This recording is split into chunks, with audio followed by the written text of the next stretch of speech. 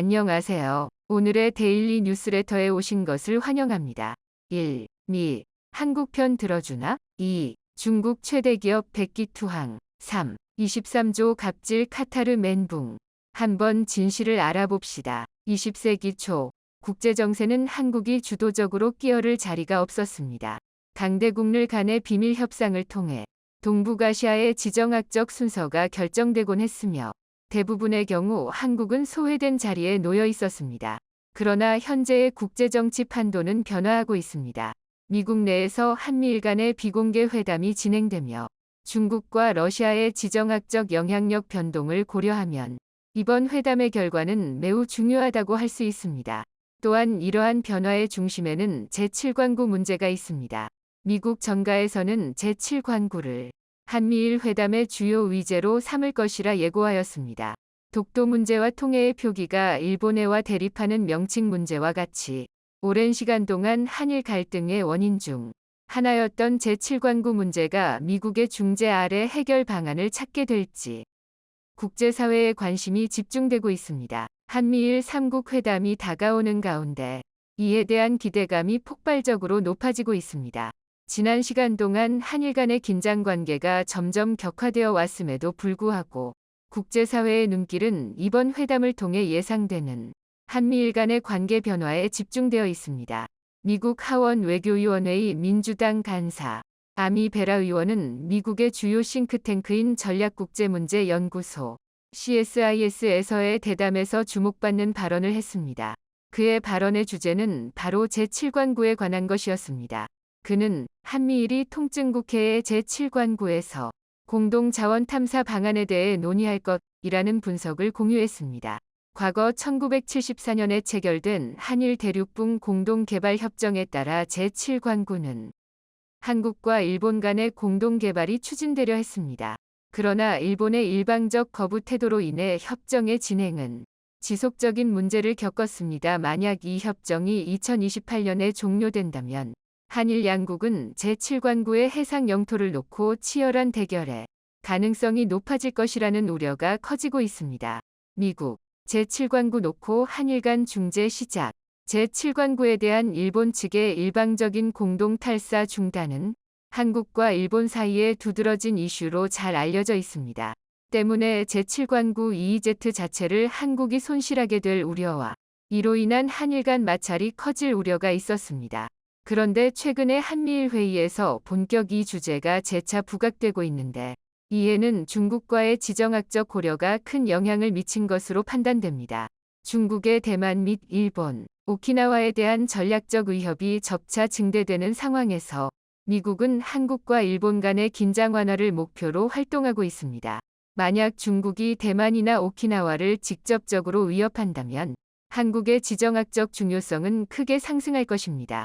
특히 한국이 이러한 위기 상황에서 중립적인 입장을 유지한다면 일본에 배치된 미국의 전략적 자산들은 실각한 위험에 처할 수 있으며 이는 미국의 인도-태평양 안보 전략에 큰 타격을 줄 것입니다. 이런 맥락에서 제7관구와 같은 중요한 분쟁 지역에서 미국의 중재자로서의 역할 강화가 관측되고 있습니다. 중국 제7관구 개입하려다 무산된 상황. 1983년 유엔에서 발효된 해양법 협약 이후로 200개 배타적 경제수역 EEZ 개념이 도입되었습니다. 이에 따라 한국이 제7관구를 적극적으로 수호하지 않을 경우 2028년 이후 해당 지역의 대부분이 중국과 일본에 의해 저류될 것으로 예상됩니다.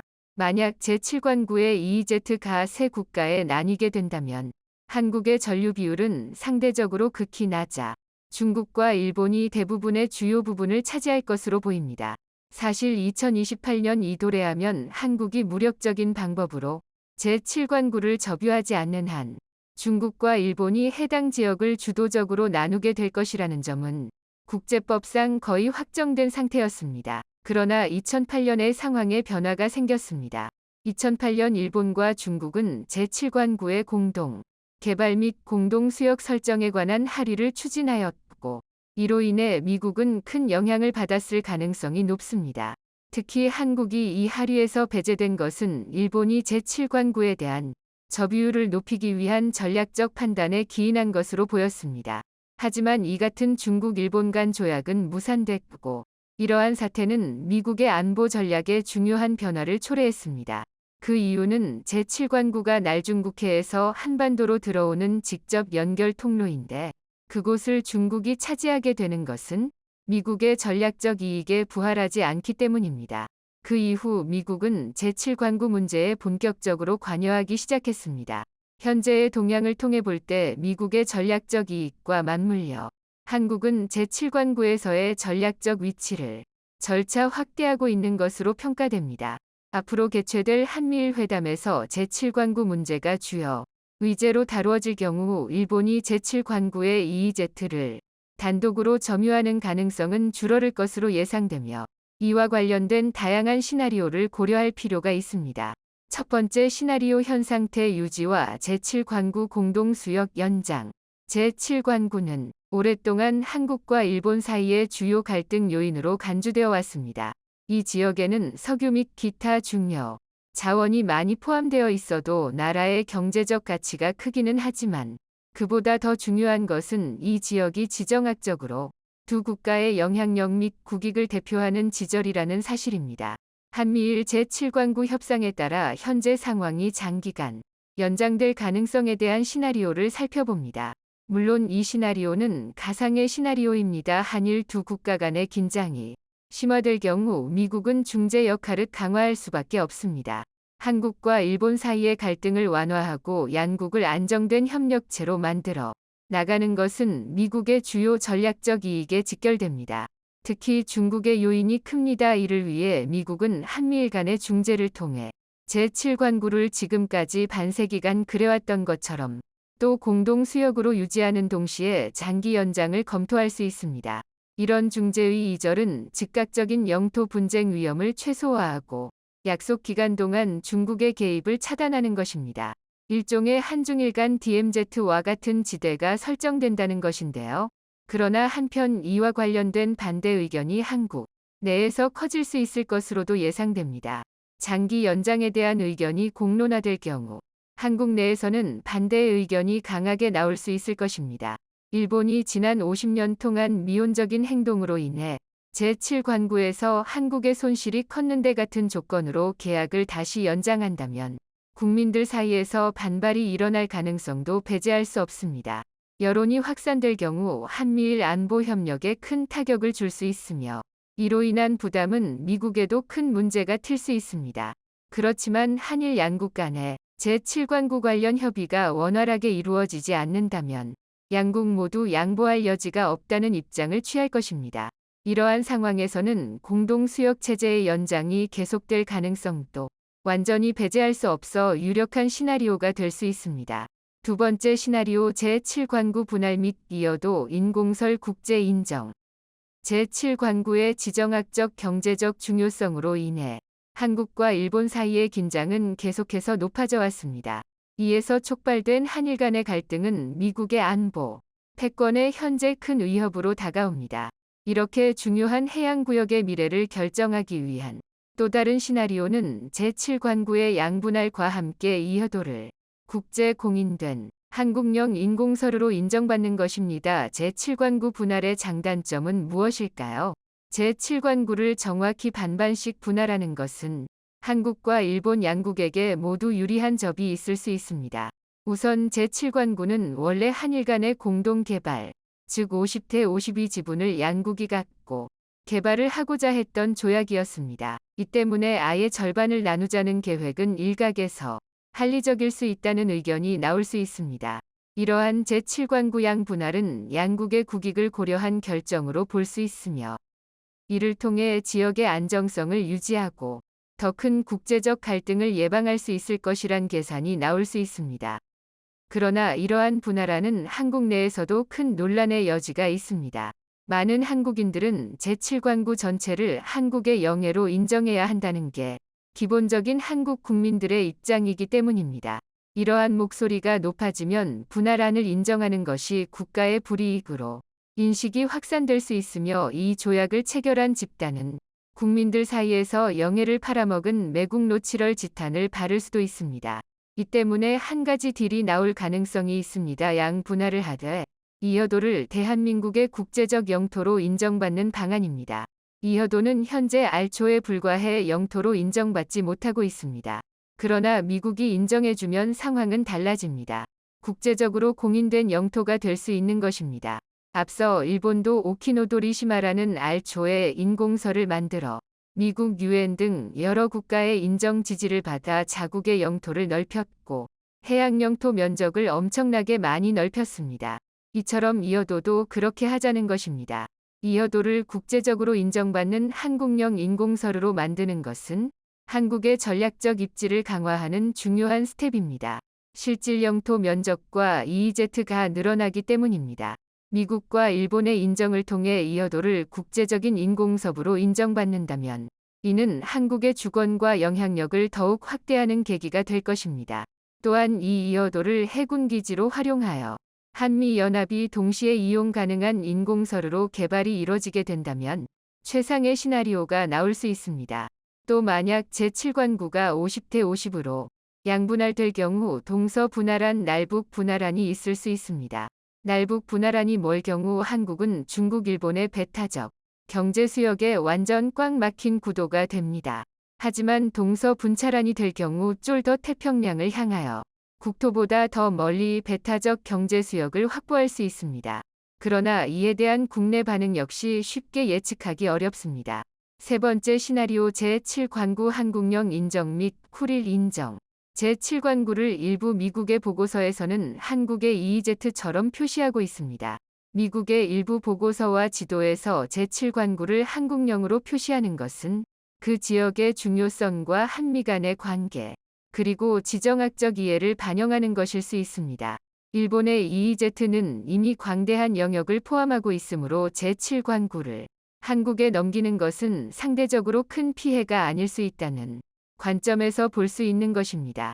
때문에 제7관구 영유권 전체를 인정하는 대신 쿠릴 열도의 영유권 문제가 등장할 수 있습니다. 한국이 쿠릴 열도 남방 5개 섬과 북방 영토 섬들을 일본의 영유권으로 인정하는 대신 제7관구의 영유권을 인정받는다면 이는 큰 외교적 성과로 볼 수 있습니다. 일본은 북쪽, 한국은 남쪽으로 영향력을 확장함으로써 양국은 각자의 지정학적 위치를 더욱 강화할 수 있습니다. 하지만 이 같은 방안은 일본 내에서 큰 반발을 불러올 수 있습니다. 일본 내 국민 여론인 제7관구 전체를 한국에 갖다 바쳤다는 여론이 일본 내에서 생길 수 있고 자칫 일본 내 반미 반환의 극우적 정치의 목소리가 일본의 메이저 한 정치 흐름을 만들어낼 수 있기 때문입니다. 또한 한러 관계도 문제입니다. 이러한 외교적 한미일 간의 타협은 한러 관계에 큰 영향을 미칠 수 있습니다. 한국이 쿠릴 열도의 일본령을 인정한다면 이는 러시아와의 관계를 악화시킬 수 있는 것입니다. 다만 이미 러시아는 북중러 동맹을 구성하며 한국에 대한 안보적 우려의 대상이 되고 있는 상황에서 한국의 이러한 결정은 동북아시아의 국제정치 지형에 큰 변화를 불러올 수 있습니다. 다만 이 방안은 미국의 입장에서 최상의 시나리오가 될 수도 있습니다. 한국이 제7관구의 영유권을 확보하면서 일본과의 관계도 개선될 수 있다는 계산이 나올 수 있는 것입니다. 또한 이러한 타협은 한국, 일본을 대러 견제 포지선에 더욱 가까이 다가설 수 있게 할 수 있기 때문입니다. 지금까지 살펴본 방안 중에 어떤 방안 하나라도 반발의 목소리가 나오지 않을 방안이 없습니다. 이 중에 가장 반발이 적고 우리 국익에 가장 알맞은 방안은 무엇일까요? 우리는 그것을 정해야 할 때가 오고 있습니다. 지금까지 우리는 한미일 회담을 앞두고 제7관구 이슈에 대한 다양한 시나리오와 국제적 배경을 탐구해 보았습니다. 제7관구는 한일 간의 민감한 문제로 오랫동안 논의되어 왔지만 국제적 맥락에서는 중국과 미국의 전략적 이해관계가 이 문제에 큰 영향을 미치고 있음을 알 수 있습니다. 미국의 관여는 이 지역의 안정을 위한 노력의 일환이자 아시아 지역의 전략적 안정성을 위한 노력으로도 해석됩니다. 앞으로 한미일 간의 회담을 통해 어떠한 합의가 이루어질지, 그리고 제7관구 이슈가 동북아 지역의 평화와 협력을 위한 계기가 될 수 있을지 지켜봐야 할 것입니다. 아시아 지역의 평화와 발전을 바라는 모든 국가의 노력이 결심을 맺기를 기대합니다. 한국과 4년이나 싸워온 중국 기업이 갑자기 꼬리를 내려 그 배경이 주목을 받고 있습니다. 외신들은 중국이 백기투항을 한 것이라며 놀라움을 드러냈고, 이는 수출 규제까지 외쳤던 시진핑을 당혹스럽게 했습니다. 그간 중국은 한국의 태양광 기술을 훔쳐 사업을 확장해왔고, 막대한 보조금을 바탕으로 저가 공세까지 펼쳐 한국을 곤혹스럽게 했습니다. 지난해 LG전자가 태양광 패널 사업을 접었고, OCI 등 핵심 소재 업체들은 중국과 경쟁이 될 수 있는 말레이시아에 공장을 차려야 했습니다. 얼마 전 중국 상무부는 전, 광, 리 세 가지 품목이 첨단 기술과 고부가 가치를 대표하는 수출 효자로 부상했다고 말한 바 있습니다. 전광리는 전기차, 태양광 제품, 리튬 배터리를 뜻합니다. 지난해 중국의 태양광 제품 수출액은 사상 최고치인 512억 달러를 기록했습니다. 이는 전년 대비 80% 급증한 수치입니다. 이 중 웨이퍼 수출 금액이 50억 달러, 셀 38억 달러, 모듈은 423억 달러 정도를 나타냈습니다. 유럽으로의 수출 증가율이 114%로 가장 높게 나왔던 상황입니다. 태양광 산업 가치사슬은 폴리실리콘 인곳, 웨이퍼 셀 모듈로 이어집니다. 중국은 각 단계별로 78에서 97%까지 생산을 장악하고 있습니다. 중국이 12년 연속 폴리실리콘 생산 세계 1위, 16년 연속 모듈 생산 1위를 기록했을 정도입니다. 이는 중국에서의 태양광 발전 확대 정책과도 관련이 있습니다. 지난해 신규 설치량은 전년 대비 59% 증가한 87기가와트로 화력, 원자력을 제치고 가장 많은 증설이 이루어졌습니다. 올해 전 세계 태양광 발전 신규 설치량은 300기가와트 정도로 예상되는데 중국은 그중 3분의 1 정도를 설치할 것이란 분석입니다. 중국이 태양광 발전에서 앞서가게 된 계기는 유럽 등 다른 지역이 2008년 글로벌 금융위기 이후 주출한 사이 태양광 투자를 적극적으로 늘렸기 때문으로 보는 시각도 있습니다. 2011년 이후 유럽에 10배가 넘는 500억 달러를 쏟아부었기 때문입니다. 지난 10년간 기술혁신으로 태양광 발전 비용을 80% 이상 줄였다고 홍보하고 있습니다. 하지만 중국이 태양광을 장악하게 된 또 다른 이유가 있습니다. 핵심 소재인 폴리실리콘의 원가 경쟁력은 셀로도 이어집니다. 폴리실리콘 제조 원가 중 전기료 비중이 약 35%를 차지하는데 화력 발전이 모여 있고 풍력과 태양광 자원이 많아 전력 비용이 싼 신장 우이구르 지역을 주요 생산기지로 활용하고 있는 것입니다. 이곳에서 생산하는 중국 내 태양광 제품 비중은 50%에 달합니다. 미국은 지난해 6월 발효된 우이구르 강제노동 금지법에 따라 신장에서 제조되는 상품에 대한 수입을 금지해왔습니다. 이곳에서 수출된 태양광 제품 또한 강제노동과는 무관하다는 점을 입증해야 미국으로 수출이 가능하도록 했습니다. 작년에 미국 세관이 중국 태양광 제품을 압류하기도 했습니다. 그리고 최근에 또다시 중국 태양광 사무소를 압수수색하며 긴장감을 키우고 있습니다. 미국이 현재 타겟으로 삼으려는 기업은 중국 론지솔라를 들 수 있습니다. 론지솔라는 명실상부한 글로벌 태양광 1위 업체로 2021년 말 시가총액이 100조 원에 달했던 기업입니다.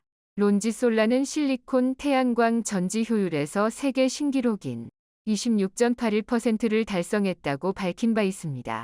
지난 2017년 일본 기업이 세운 26.7%를 넘어선 것입니다. 하지만 이 또한 한화큐셀 특허를 무단으로 침해하며 달성한 기록입니다. 2012년 한화는 과감하게 독일 큐셀을 인수해 글로벌 3위 업체가 된 바 있습니다. 큐셀을 제외하고는 1에서 10위는 모두 중국 기업이었습니다. 그 후 한화큐셀은 2016년 진천 공장을 세웠고 2019년에는 미국 조지아주 공장 가동도 시작했습니다. 독일에는 R&D 센터를 갖추고 있습니다. 중국도 한국의 성장을 지켜만 보고 있지 않았는데 재생에너지 보조금 130억 달러 중 태양광에만 60억 달러를 투입하며 한국을 따돌리려 했습니다. 한국에 비해 20% 저렴한 가격으로 태양광을 장악해갔던 것입니다. 그럼에도 한화는 2012년 고효율 태양광 셀, 퀸텀을 양산하며 견제를 피해갔습니다. 중국을 압도하는 퍼크셀 기술을 선보인 것입니다. 퍼크셀은 태양광 셀 후면에 보호막을 형성해 투과한 빛을 다시 셀 내부로 반사시켜 효율을 높이는 기술입니다. 하지만 2015년부터 중국 기업들이 이 기술을 무단으로 사용하기 시작했습니다. 한화큐셀은 해외에서 10건의 특허 침해 소송을 진행했는데 2019년에는 퍼크, PERC, 셀 관련 특허를 침해했다며 론지솔라와 진코솔라, REC 그룹을 제소하기도 했습니다. 이후 소송은 한화큐셀에게 유리한 국면으로 이어졌습니다. 2020년 중국과 독일에서 연달아 승소했으며 작년에는 네덜란드 헤이그 법원에서 승리했던 것입니다. 이는 독일과 면국, 스위스 등 11개국에서의 판매를 막는 결과로 이어졌습니다. 중국 당국도 2020년 11월 한화큐셀 특허를 인정했는데 론지솔라가 자국 기업임에도 이 같은 결정을 내린 것은 한화큐셀의 특허 침해 주장이 너무나 명확했기 때문입니다. 중국 기업들이 한화큐셀에 손을 내밀 수밖에 없는 상황이 됐던 것입니다. 결국 최근 론지솔라 등 중국 업체들은 한화큐셀에 백기투항을 했습니다. 특허를 사용하는 대가로 수수료를 지급하는 라이선스 계약을 체결한 것입니다. 게다가 자신들이 보유하고 있던 특허까지 한화큐셀과 공유하기로 했죠. 결국 자신들 무기까지 보여주며 두 손 들고 앞으로 나온 것이란 분석입니다. 이로써 양사는 해당 특허 기술을 합법적으로 사용할 수 있게 됐고 전 세계에서 진행하고 있는 모든 소송을 취하하기로 했습니다. 지난 4년여간 이어온 특허 분쟁이 종짓부를 찍은 것입니다. 론지솔라 측은 향후 한화큐셀과 특허 분쟁이 발생하지 않을 것이라며 수수료를 지급하더라도 제품과 서비스를 계속 제공할 수 있게 돼 안도하고 있습니다. 이는 중국 트리나 솔라와의 분쟁 결과로 어느 정도 예견됐던 내용입니다. 독일 법원은 트리나 솔라가 한화큐셀 특허를 침해했다며 올 1월 판매 중단 명령을 내린 바 있습니다. 이에 트리나 솔라는 바로 꼬리를 내렸고 2월 전격적인 합의를 제안했습니다. 한화 측에 라이선스 비용을 지불한 후 제품을 계속 생산하기로 한 것입니다. 특히 이 과정에서 자신들이 보유한 특허도 공유하기로 했습니다. 한화큐셀은 그간 중국 특허를 침해한 적이 없기에 사실상 퍼크셀 라이선스 이득을 모두 가져오는 구조가 된 것입니다. 트리나 솔라와의 합의 내용은 론지솔라의 선례가 됐습니다. 중국 당국은 자국 업체가 한국의 특허를 공유할까 기술 수출 규제까지 검토했지만 결국 일은 터졌고 시진핑 정부는 멘붕에 빠진 것으로 나타났습니다. 일각에서는 중국이 퍼크셀 기술 허가를 받아 더 앞서가는 것 아니냐는 우려도 있지만 한화큐셀은 이미 대비를 해놓고 있습니다. 퍼크 및 탑콘셀은 실리콘 기반으로 이루어져 이론적으로 최대 29% 효율을 넘어서기는 어렵습니다. 퍼크셀은 세계 태양광 시장의 90% 이상을 차지하고 평균 발전 효율은 23% 정도입니다. 론지솔라가 26.81%를 달성했다며 들떠있는 것도 이런 이유 때문입니다. 그런데 한화큐셀은 또 다른 기술로 이마저도 넘어서고 있습니다. 페로브스카이트 기반의 텐덤 셀 개발에 박차를 가한 것입니다. 텐덤 셀의 이론 한계 효율은 44% 수준입니다. 한화큐셀은 지난 3월 독일 연구소와 협력해 최대 28.7% 효율을 기록한 바 있습니다. 그리고 상용화 시 35% 이상 효율을 기대하고 있습니다. 발전효율을 1% 높이면 1,000억 원 상당을 절감할 수 있습니다. 론지솔라 기술보다 텐덤셀 효율이 월등히 높은 것입니다. 한화는 이번에 놀라운 발표를 했습니다. 차세대 태양광 기술인 텐덤셀을 2026년 양산하겠다고 밝힌 것입니다. 이는 상부셀과 하부셀을 연결해 최대 효율을 이끄는 기술입니다. 페로브스카이트가 자외선, 가시광선 등 단파장을 흡수하고 하부셀에 있는 실리콘이 적외선 등 장파장을 흡수하는 방식입니다. 효율이 기존 대비 10%만 높아져도 전 세계 태양광을 독식할 수 있습니다. 페로브스카이트는 실리콘만큼이나 흔하고 가격도 낮은 물질입니다. 다만 열과 습기에 취약해 이를 보완하는 연구를 하고 있습니다. 이는 작년에 국책 연구 과제로도 선정됐을 만큼 이들만큼 사활을 거는 기술입니다. 그런데 최근 국내 연구진이 세계 최고 수준의 페로브스카이트 태양전지, 대면적 셀을 개발해내며 상용화에 나서자 중국이 큰 충격을 받았습니다. 이는 한국이 또 한 번 앞서갈 수 있는 기반이 됐기 때문입니다. 한화큐셀은 현재 G7 국가 대부문에서 시장을 선도하고 있습니다. 미국, 유럽, 호주 등에서 태양광 톰 브랜드로 선정되는 쾌거를 얻었죠. 유럽에서는 9년 연속, 호주에서도 7년 연속 선정이 됐습니다. 이는 한화솔루션의 실적마저 끌어올리고 있습니다. 올해 1분기 신재생 에너지 부문에서 영업이익 2,450억 원을 기록했는데 이는 전년 동기 대비 85% 증가한 수치입니다. 태양광 부문 영업이익률은 17.9%로 케미칼 2.5%와 첨단 소재 8.6%보다도 월등히 높습니다. 한화솔루션의 영업이익 전망치를 보면 올해 1조 원 정도에서 2025년 1조 6천억 원까지 높아지는 것을 볼 수 있습니다. 론지솔라는 한화규셀이 장악한 미국 시장을 노리고 있습니다. 중국 론지솔라와 JA솔라는 각각 5기가와트, 2기가와트 규모의 모듈 공장을 미국에 신설하는 방안을 검토하고 있습니다. 하지만 미국에서의 한화큐셀 의상은 굳건한 상태입니다. 미국의 전체 태양광 셀 수입에서 한국산이 차지하는 비중은 2011년 1.9%에서 최근 47%까지 급등했습니다.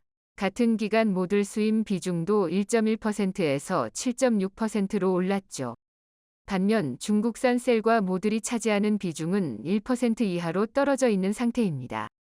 한화큐셀은 주택용과 상업용에서 두각을 보이고 있습니다.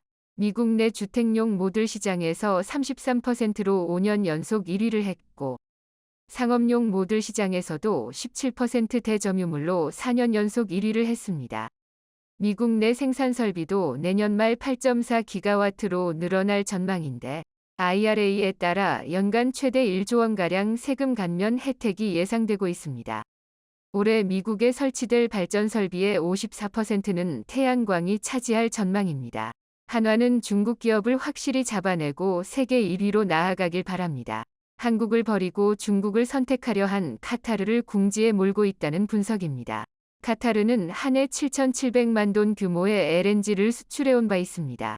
호주와 1, 2위를 다투며 전 세계 시장 점유율 22%를 기록하고 있었는데 2027년까지 1억 2,600만 톤으로 끌어올리겠다는 계획을 세우기도 했습니다. 이를 위해 120척가량의 LNG선 도입을 추가로 추진했고 2020년 4월 중국 후동중화조선과 16척에 달하는 슬롯 계약을 체결하기도 했습니다. 당시 한국보다 기술력이 떨어지는 중국에 먼저 발주를 해 충격을 줬는데 중국이 LNG 최대 소비국이라는 점과 한국과의 협상에서 유리한 고지를 얻으려 했다는 분석이 나오기도 했습니다. 실제로 약 2달 후 한국 조선 3사와 100척이 넘는 건조 슬롯 계약을 체결했던 상황입니다. 신조용 도크를 미리 선점하는 것으로 규모만 190억 달러 정도였습니다. 그런데 카타르는 슬롯 계약을 한 후 즉각 본계약에 나서지 않고 시간을 끄터왔습니다. 한국과의 LNG 재계약을 이끌고 선가 인상 시 이득을 노리겠다는 전략을 세웠던 것입니다. 한국은 카타르와 3건의 장기 계약으로 연간 총 900만 돈 규모의 LNG를 도입하고 있었습니다. 이는 국내에 수입되는 LNG 위 30%에 해당하는 양입니다. 그런데 이 중 490만 돈 규모의 계약이 2024년 종료를 앞두고 있었고 카타르는 이에 대한 재계약을 원했던 상황입니다. 한국가스공사는 카타르가 시간을 끌고 있음에도 작년 7월 먼저 성의를 보여준 바 있습니다. 20년간의 장기 계약으로 200만 톤 규모를 재연장하기로 합의했던 것입니다. 하지만 기다리던 카타르 측의 본계약 소식은 들려오지 않았습니다. 카타르는 중국 측과도 LNG 수출을 지속적으로 타진하고 있었는데 중국이 한국보다 150만 톤 더 많은 350만 톤 규모의 계약을 하자 카타르는 곧바로 4척의 LNG선을 중국에 발주하는 행동을 보이기도 했습니다. 그런데 한국과의 계약은 시간을 질질 끌더니 최근 신조선가가 크게 오르자 2년 전 가격으로 건조해달라는 상식밖에 무리한 요구를 했고 한국 내에서 비판 여론이 일자 강한 불쾌감을 드러내며 발주를 보류해버린 바 있습니다. 업계에선 상식선을 넘어서는 카타르 측의 오만방자함이 극에 달했다는 비난을 하기도 했습니다. 후판 가격은 2년 전 대비 2배가량 상승했고 LNG 운반선 가격도 1억 8,600만 달러에서 2억 3천만 달러로 크게 올랐기에 본계약 때는 당연히 가격 조정을 해줄 것으로 기대했지만 뜻밖의 강경함을 보였기 때문입니다. 국내 조선 3사는 2년 전 가격으로 할 경우 수조 원대 손해를 입을 수 있어 받아들일 수 없는 내용이었습니다. 후판 가격 상승은 조선사들의 실적을 크게 악화시킨 바 있습니다. 1분기 수천억 원 규모의 손실 충당금을 선반영해야 했을 정도입니다. 후판은 두께 6mm 이상의 두꺼운 철판으로 선박 제조 원가의 20%가량을 차지합니다. 그럼에도 카타르는 한국이 양보하지 않으면 중국으로 백척을 다 돌릴 수 있다며 큰 소리를 쳤습니다. 중국에게 발주를 몰아주면 LNG 계약을 추가로 따낼 수 있다는 기대를 했던 것입니다. 이는 최근 중국 보도를 통해서도 나타나고 있습니다. 호주와는 관계가 악화돼 천연가스 수입이 막힌 상황에서 카타르가 최대 278억 달러, 1,800억 위안 위 고액 주문을 손에 들고 중국과 협력을 노리고 있다는 기사가 대서특필된 것입니다. 이는 한국에 발주하려던 LNG선 100척 이상의 가격과 맞아떨어지는 내용입니다. 즉 중국 측이 LNG 수입을 늘릴 경우 언제든지 한국에게 등을 돌릴 준비를 한 것입니다. 그런데 27일 로이터에서 뜻밖의 소식이 나와 카타르가 당혹해하고 있습니다. 2022년도 중국의 LNG 수입액이 마이너스 18%로 대폭 감소 전망이 나왔기 때문입니다. 이는 LNG 수입이 계속 증가할 것이라는 전문가들의 예상을 깐 결과였습니다. 중국의 유일한 수입 감소는 2015년 마이너스 1% 정도에 불과했던 상황입니다. 최근 원자재 난으로 LNG 가격이 폭등한 데다 제로 코로나 정책으로 도시 곳곳이 봉쇄돼 수요가 위축된 것이 원인이라는 설명입니다. 중국의 LNG 수요가 크게 줄자 유럽이 숨통이 트였다는 보도가 나왔을 정도입니다. 중국은 작년 세계 1위 LNG 구매자였지만 올해는 다시 일본이 최대 수입국이 됐습니다. 중국 상인들은 LNG 물량이 들어와도 산업 소비자들이 주문을 하지 않는다며 한탄했고 사업이 끔찍합니다. 주유소나 제철소 등의 고객이 1년 전이 절반 수준으로 구매하고 있다는 언급을 했습니다. 그리고 카타르의 기대와는 다르게 중국은 러시아 물량을 소화하기에도 바쁜 모습을 보이고 있습니다. 중국은 4개월간 러시아로부터 60% 이상 LNG 수입을 늘린 것으로 나타났습니다. 올 2월 러시아는 중국과 초대형 가스 공급 계약을 맺은 바 있는데 연간 100억 입빅미터, 세제곱미터 위 가스를 30년간 공급받기로 한 것입니다. 이는 금액으로 따지면 140조 5천억 원에 달하는 엄청난 계약이었습니다. 2014년 러시아의 크림반도 강제 합병이 있었을 때도 중국은 연간 380억 입방미터 규모의 LNG 도입 계약을 한 바 있습니다. 그리고 바로 총 길이 3000km에 달하는 시베리아의 흰 파이프라인 건설에 들어갔죠. 2019년 1단계 공사를 마무리한 후 지난해 100억 입방미터의 가스를 받았던 상황입니다. 그리고 최종 설비가 완공되는 2025년이면 나머지 계약 물량도 수용이 가능해질 것으로 기대하고 있습니다. 그런데 이렇게 수입을 해도 중국 경제가 쑥대밭이 돼 소비 여력이 크게 줄어든 것입니다. 외신들은 러시아의 천연가스 재고가 여름쯤 최대가 될 것이라 밝히기도 했습니다. 팔로가 막혀 가스가 남아돌고 있음에도 중국이 이를 다 소화할 수 없었기 때문입니다. 즉 중국은 카타르와의 추가 계약 필요성이 크게 줄어들고 있는 것입니다. 유럽이나 그 외 국가들은 러시아의 행태에 분노해 수입을 꺼리고 있습니다. 유럽은 향후 6개월간 러시아산 원유 수입을 단계적으로 줄이고 미국이나 카타르, 아프리카산으로 대체하겠다는 계획을 세운 상태입니다. 노란색으로 표기된 유럽의 LNG 수입량은 작년 중순부터 큰 폭으로 증가했고 붉은색으로 표기된 중국은 올 초부터 급격히 꺾인 것을 볼 수 있습니다. 러시아산 원유는 현재 팔로가 막혀 거의 8천만 배럴이 바다에 등등 떠다니고 있습니다. 이는 우크라이나 사태 직전보다 2배 이상 늘어난 것입니다. 그런데 수요가 늘어난 유럽에서는 중국 LNG선 사용을 크게 꺼리는 분위기입니다. 러시아 가스를 수입하는 중국에게 LNG선을 발주하면 제재 효과가 떨어지기 때문입니다. 이에 유럽 선사들도 한국 쪽으로의 LNG선 발주를 쏟아내고 있습니다. 올 초 이유는 한국조선해양과 대우조선해양의 합병을 반대한 바 있습니다. 합병할 경우 LNG 운반선 점유율이 60%에 달해 독과점 우려가 있다는 것이었는데 이는 반대로 말해 한국 LNG선을 구입해야 하는 상황에서 가격이 오르지 않기를 바랬던 것입니다. 그런데 최근에는 원가 부담이 완화되고 한국 조선사들의 입김마저 세지고 있습니다. 중국 내 철광석 가격이 진정되는 가운데 후판 가격 또한 5월부터 급락세로 돌아선 상태입니다. 뿐만 아니라 신조선가 지수가 2주 연속 오르며 160포인트를 돌파하기도 했습니다. 이는 2008년 글로벌 금융위기 이후 14년 만에 최고 수준입니다. 이로 인해 국내 조선사들의 실적에도 눈에 띄는 변화가 예상되고 있습니다. 현대중공업은 최근 2개 분기 연속 적자에서 흑자 전환이 기대되고 대우와 삼성도 적자폭이 크게 줄 것으로 예상되고 있습니다. LNG선 수주 또한 신기록을 경신하자 주가 반등 신호탄이라는 뉴스가 나오는 상황입니다. 한국조선해양의 주가는 이미 바닥권을 탈출하려는 모습이고 외국인과 기관도 최근 매수세가 크게 붙은 것을 볼 수 있습니다. 작년에 후판가 인상 등으로 1조 3천억 원대 적자를 보긴 했지만 올해 적자폭이 크게 줄고 내년부터는 대규모 흑자가 예상되고 있습니다. 이는 삼성중공업도 마찬가지입니다. 지지부진한 5,500원대 바닥권을 탈출하는 모습으로 최근 기관과 외국인이 엄청난 물량을 샀다는 것을 알 수 있습니다. 전문가들은 수주잔고와 신조선가 반등이 당분간 유지되면서 판매자가 주도권을 쥐는 셀러스 마켓이 나타날 것으로 내다보고 있습니다. 이는 한국 조선사의 가격 협상력이 최대한 발휘되고 있다는 증거라는 설명입니다. 즉 선박 발주 시장이 호황기에 접어든 상황에서 굳이 굴욕을 감내하면서까지 카타르 수주에 목숨을 걸 필요가 없다는 것입니다. 지난달 한국은 누적으로 39척 이상의 LNG선을 수주하며 주문을 휩쓸고 있습니다. 삼성중공업은 지난달 오세아니아 지역 선사로부터 2척을 수주하기도 했습니다. 척당 성가는 2억 3천만 달러로 2척에 5,900억 원이나 됐습니다.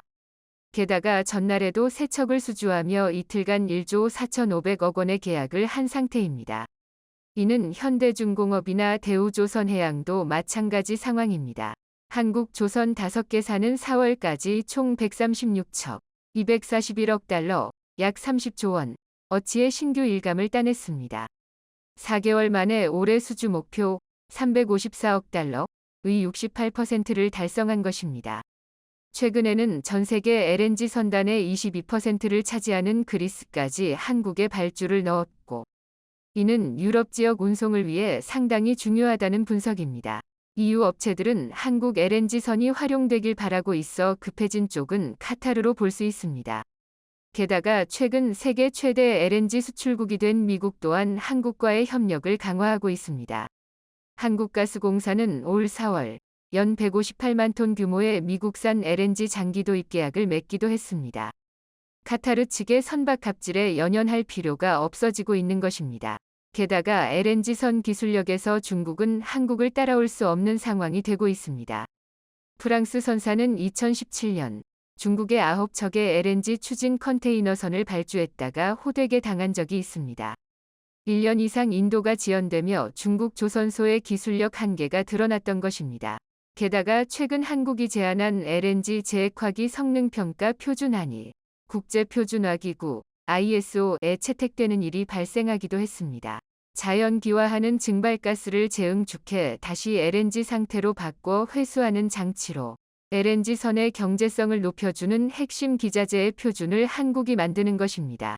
이는 국제표준 제정 절차의 첫 관문인데 미국, 중국, 일본, 프랑스 등 회원국 다수가 찬성하며 한국의 기술력이 인정받고 있는 상황입니다. 이 때문에 카타르의 선택지는 한국밖에 없다는 분석이 나오고 있습니다. 카타르는 더 이상 흔들리지 말고 기술력이 더 높은 한국과 현명한 계약을 하길 바랍니다.